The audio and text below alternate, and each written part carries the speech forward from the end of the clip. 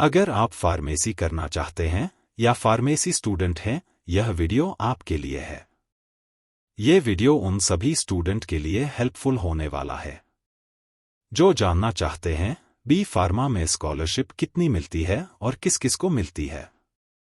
और हाँ, वीडियो के लास्ट में बताने वाले हैं स्कॉलरशिप की कुछ इंपॉर्टेंट टिप्स जिसको फॉलो कर लेंगे तो आपकी पूरे 4 साल स्कॉलरशिप आएगी।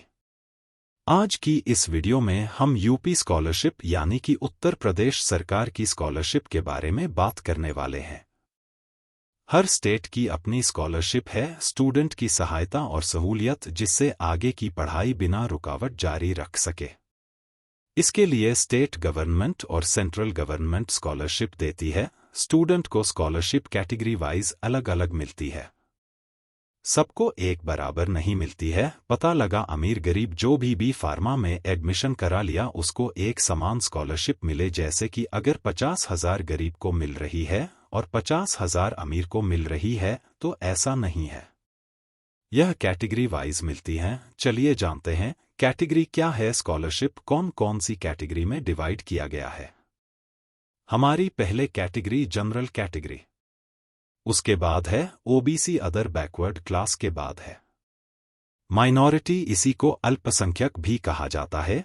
माइनॉरिटी में मुस्लिम सिख ईसाई आते हैं, उसके बाद आता है एससी अनुसूचित जाति, उसके बाद आता है अनुसूचित जनजाति। यह तो हो गई हमारी कैटेगरी वाली बात। आप सोच रहे होंगे यह सब झंझट हमें क्यों बता रहे हैं, सीधा कितनी आती है वह बताएं। चलिए फिर यह समझ गए हैं तो आगे आसानी से स्कॉलरशिप का फंडा समझ में आएगा। सबसे पहले हम जनरल स्टूडेंट की स्कॉलरशिप जानेंगे कितनी आती है। जनरल कैटेगरी की अभी तक अपने 4 साल के एक्सपीरियंस से हर साल थोड़ा कम ज्यादा होते रहते हैं। यह स्कॉलरशिप गवर्नमेंट बजट पर डिपेंड करती है और चुनावी माहौल में यह स्कॉलरशिप बढ़ भी जाती है। जैसे कि इस बार 2024 का सेंट्रल इलेक्शन था, सभी की स्कॉलरशिप हर साल से बढ़कर के आई थी।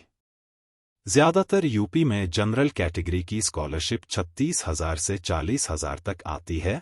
यह सब हमने देखा है, अपनी क्लासमेट्स की 4 साल की आई है लगभग इतनी ही। इसके बाद आते हैं ओबीसी की। इस बार 2024 में स्कॉलरशिप काफी ज्यादा आई थी। प्रूफ के तौर पर हम आपको लास्ट में इसका स्क्रीनशॉट दिखाएंगे। स्कॉलरशिप कितनी आई थी, इस बार 56,000 आई थी। हर साल 36,000 से 40,000 ही आती थी। इसके बाद हम माइनॉरिटी की बताने वाले हैं।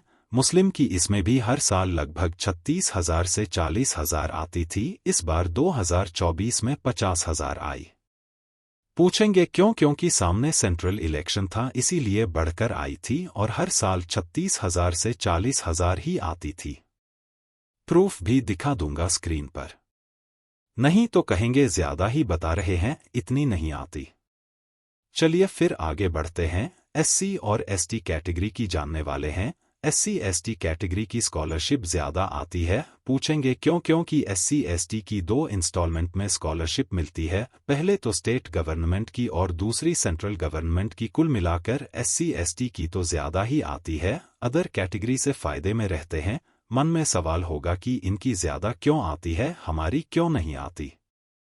तो जानकारी के लिए बता दूं, एससी एसटी की फैमिली इनकम लगभग बहुत कम होती है। ये गरीब तबके से आते हैं, सरकार ने इनके लिए काफी सहूलियत भी बनाई है। तो इनकी स्कॉलरशिप कितनी आती है, जैसे कि स्टेट गवर्नमेंट यानी कि उत्तर प्रदेश की सरकार 60,000 स्कॉलरशिप देती है, तो सेंट्रल गवर्नमेंट यानी कि केंद्र सरकार 30,000 देती है। यह बजट पर डिपेंड करता है, 2 किस्त में आती हैं। कुल मिला के दोनों मिला के 70,000 हो जाते हैं।